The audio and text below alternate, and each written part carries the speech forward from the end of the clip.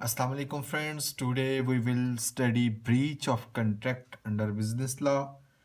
जैसा कि हम पहले कंट्रैक्ट, डिस्चार्ज ऑफ कंट्रैक्ट इनको बड़ी डिटेल्स के साथ डिस्कस कर चुके हैं। आज हम ब्रीच ऑफ कंट्रैक्ट को डिस्कस करेंगे। सबसे पहले हमें कंट्रैक्ट का पता होना चाहिए और फिर ब्रीच का पता होना चाहिए। कंट्रैक्ट होता है दो पार्टीज़ के दरमियान कोई भी लीगल एग्रीमेंट जो होता है उसको कहते हैं कंट्रैक्ट। ये दो पार्टीज़ थीं, दो बंदे थे, इनके दरमियान कोई भी एक लीगल एग्रीमेंट हुआ और इस एग्रीमेंट को कहते हैं कंट्रैक्ट। ब्रीच होता है टूटना, ख़त्म होना या टूटना, ब्रेक होना।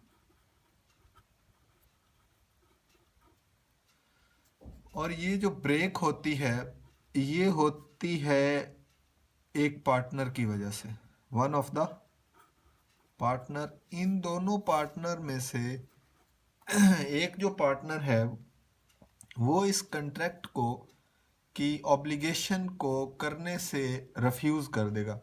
One of the partner of the contracts refuses to perform his obligation, जो उसने उसके अंदर शराइत लिखी थी जज या जो वो कंट्रैक्ट उसके दरमियान तय पाया था उसको परफॉर्म करने से वो इनकार कर देता है, रिफ्यूज़ कर देता है, तो ऐसा कंट्रैक्ट क्या हो जाता है? ब्रीच हो जाता है, टूट जाता है ऐसा कंट्रैक्ट।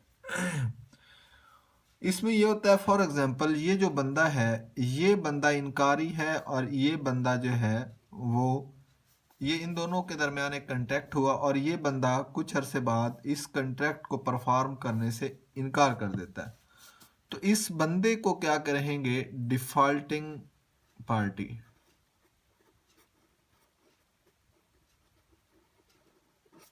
डिफॉल्टिंग पार्टी, ये टर्म्स याद रखनी है, इसी की बुनियाद पर हम आगे सारी डिस्कशन करेंगे। और जिस बंदे के साथ टूटा है, जो बेगुनाह है, उसको कहते हैं एग्रीव्ड पार्टी।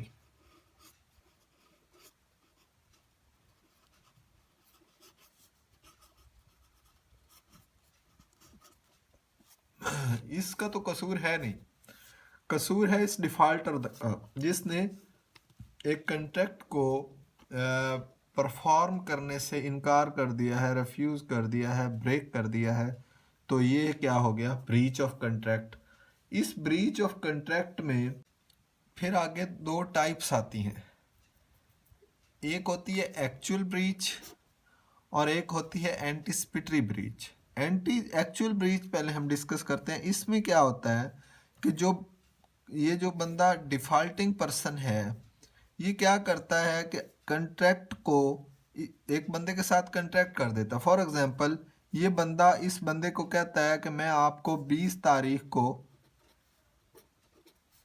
25 मोटरसाइकिल 25 तारीख को 20 मोटरसाइकिल जो हैं वो प्रोवाइड करूँगा। लेकिन जब 20 तारीख आती है उस दिन आकर वो उसको कह देता है कि मैं आपको ये मोटरसाइकिल प्रोवाइड नहीं कर सकता on the day of performance. जो breach on the day of performance हो उसको कहते हैं actual breach, day of performance, इसको कहते हैं एक्चुअल ब्रीच। सिंपल सी बात है कि जो जिस दिन वो काम होना था उस दिन एंड टाइम पे आके वो इनकार कर देगा, तो वो कौन सा होगा? Actual breach. एंटीसिपेटरी ब्रीच जो है वो क्या होता है कि एक बंदा है उसने 25 मोटरसाइकिलें, वही बंदा 20 तारीख को प्रोवाइड करनी थी, लेकिन उसने क्या किया कि 20 तारीख आने से पहले उसको पता चल गया कि यार मैं 25 मोटरसाइकिलें 20 तारीख को प्रोवाइड नहीं कर सकता, मेरे पास नहीं है। तो वो क्या करता है कि वो उस बंदे के पास जाता है और 20 तारीख आने से पहले, फॉर एग्ज़ाम्पल वो 18 तारीख, 16 तारीख, 15 तारीख, किसी भी तारीख को 20 तारीख से पहले जाके दूसरी जो एग्रीव्ड पार्टी है उसको बता देता है कि मैं ये जो हमारे दरमियान कंट्रैक्ट हुआ था फुलफ़िल नहीं कर सकता, मैं आपको रिक्वायर्ड जो आपके प्रोडक्ट्स थे वो आपको नहीं दे सकता। तो इस किस्म के ब्रीच को जो टाइम से पहले, बिफोर टाइम ऑफ परफॉर्मेंस बता देता है, उसको कहते हैं एंटीसिपेटरी ब्रीच। उम्मीद है ये आपको समझ आया होगा कि ब्रीच क्या होता है। उसके बाद actual breach on the day of performance और anticipatory breach before the day of performance. कभी भी बिफोर द टाइम जो है वो उसको बता देगा, तो इस तरीके के ब्रीच को कहेंगे एंटिसिपेटरी ब्रीच। उसके बाद चीज अब हम पढ़ेंगे, इसमें जो पहला पॉइंट आता है वो रिसेशन आता है। रिसेशन का मतलब होता है कैंसिल करना, टू कैंसिल। कोई भी जब एक बंदा जो है वो कंट्रैक्ट को ब्रीच कर देता है, तो दूसरे बंदे को चाहिए कि वो उस कंट्रैक्ट को कैंसिल समझे और फौरन ही जो फुलफिलमेंट या कोई भी रिक्वायरमेंट पूरी कर रहा था या कोई काम कर रहा था वो उसको वहीं पे स्टॉप कर दे और मज़ीद जो है वो उसको कंटिन्यू, उस कंट्रैक्ट को कंटिन्यू ना करे। स्टॉप द कंट्रैक्ट और परफॉर्मेंस, ठीक हो गया, स्टॉप कर दे उसको। ये है रिसेशन के कंट्रैक्ट जब टूट चुका, ब्रीच हो चुका, तो उसको स्टॉप कर देना चाहिए। उसके बाद है claim for quantum merit. Quantum merit का मतलब ये है कि क्लेम का मतलब होता है सू कर देना, सूट कर देना, केस करना, उसको कोर्ट में लेके जाना। क्वांटम मेरिट का मतलब ये है कि जितनी परफॉर्मेंस हो चुकी है उसके ऊपर डिमांड करना कि मैंने इतना काम किया है और अब आके दरमियान में आपने ये वाला मतलब है कंट्रैक्ट जो हमारे दरमियान हो गया था, इस कंट्रैक्ट को इतने काम के बाद आपने तोड़ दिया। अब वो उसको सू करेगा कि आप मुझे जितना काम दिया है उतने पैसे तो देना। मतलब ये है कि जितना उसने किया है, डन वर्क पेमेंट, वो उसकी पेमेंट करे जितना काम उसने करा है। तो ये उसके ऊपर वो, इसको कहते हैं claim for quantum merit.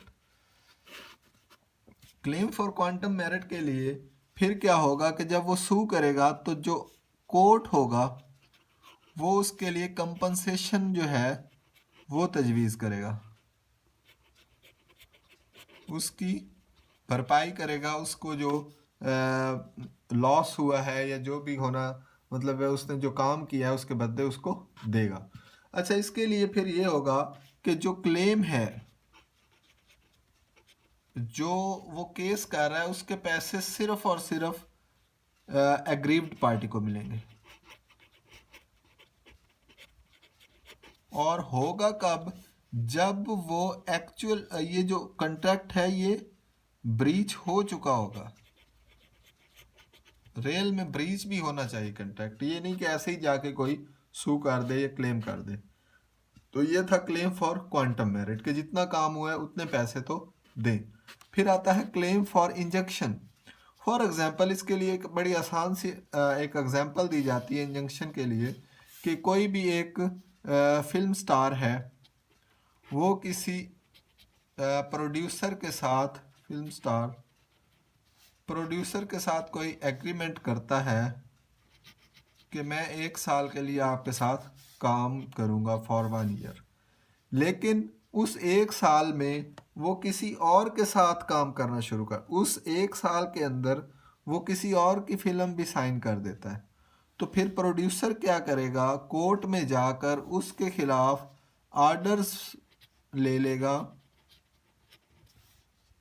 Of injunction suit के आर्डर्स आ जाएंगे। फिर वो बंदा जो है वो पाबंद हो जाएगा कि सिर्फ उसी बंदे के साथ वो करेगा, क्योंकि उसने एग्रीमेंट तोड़ा। एग्रीमेंट तो उस प्रोड्यूसर के साथ हुआ था, लेकिन चूंकि उसने किसी और के साथ काम करने की कोशिश की तो वो फिर इसके ऊपर इंजेक्शन करेगा, क्लेम करेगा। और इस क्लेम को इंजंक्शन कहते हैं। फिर आएगा क्लेम फॉर रेस्टिट्यूशन।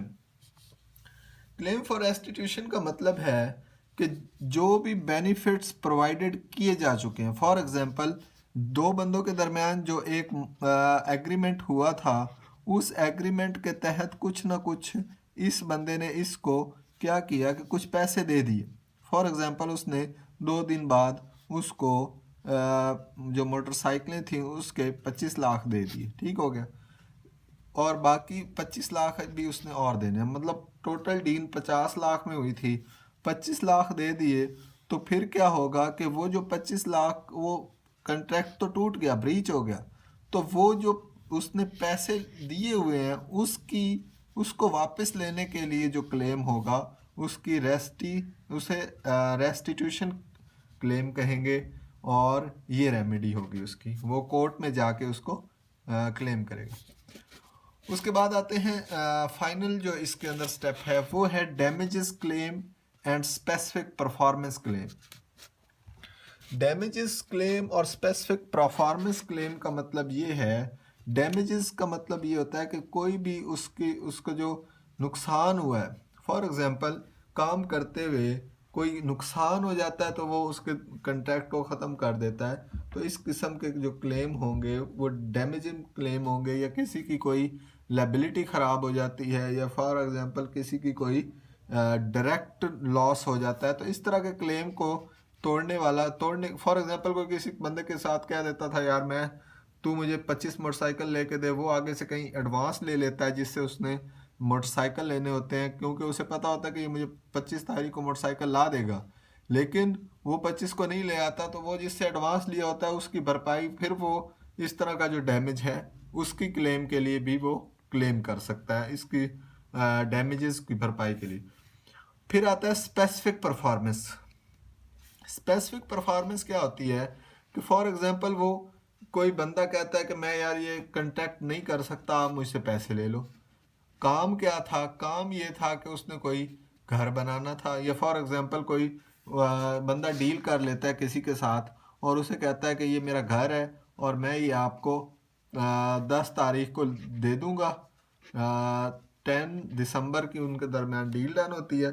लेकिन जब 10 दिसंबर आता है और वो उससे पेमेंट भी ले लेता है, एडवांस पेमेंट, कुछ डाउन पेमेंट, लेकिन जब 10 दिसंबर आता है उस वक्त वो उसको देने से इनकार कर देता है, तो फिर वो बंदा उस पे सूट करता है कि मुझे स्पेसिफिक परफॉर्मेंस में मुझे पैसे नहीं चाहिए, मुझे कोई घर दे, या वो घर दे या उसके बदले कोई और घर देगा, तो मुझे वही परफॉर्मेंस चाहिए जो मुझे मतलब है कंट्रैक्ट के अंदर थी।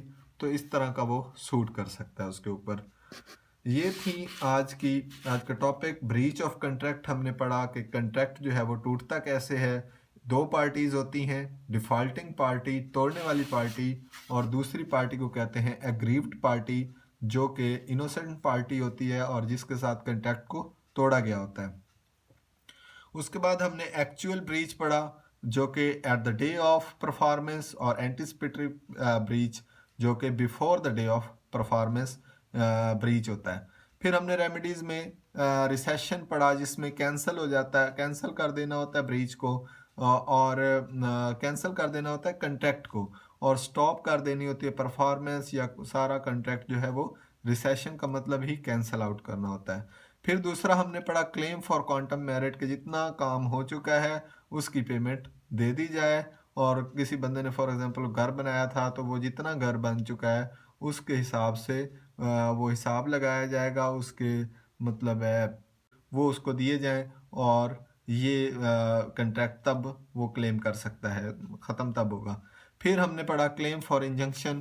क्लेम फॉर इंजंक्शन का मतलब है कि कोई भी बंदा किसी के साथ क्लेम करके उसको फिर तोड़ने की कोशिश करता है, तो वो फिर जैसे कि फिल्म स्टार की मैंने एग्जांपल दी, वो इसमें आ जाएगा।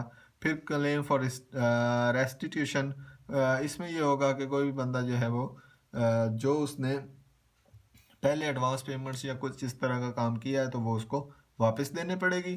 फिर हमने डैमेजेस पढ़ा कि कोई भी उसको डैमेज होता है, फॉर एग्जांपल किसी से वो एडवांस पेमेंट पकड़ के उस पर बिलीव कर लेता है, तो फिर वो इस तरह का कोई भी डैमेज होगा तो वो फिर उस पे क्लेम कर सकता है, कोर्ट में जाके उसे पैसे निकलवा सकता है। स्पेसिफिक परफॉर्मेंस जिस काम के लिए हुआ था वही काम लेने के लिए जो क्लेम किया जाता है उसको स्पेसिफिक परफॉर्मेंस क्लेम कहते हैं। तो ये था आज का topic, breach of contract. Thank you.